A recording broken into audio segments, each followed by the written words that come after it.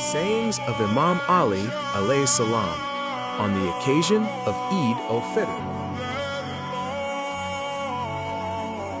This Eid belongs to the one whose fast Allah has accepted and whose worship has been approved. Every day in which we do not disobey Allah is our Eid. Eid is not for the one who wears new clothes. Rather, Eid is for the one who is saved from the punishment of Allah.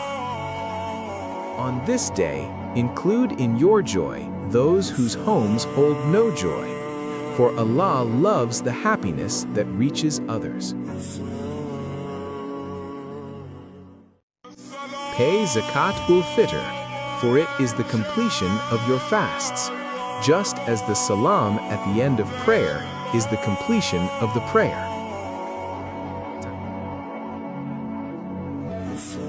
Recite the takbir on the night of Eid al-Fitr, for this night in worship is equal in rank to Laylat al-Qadr.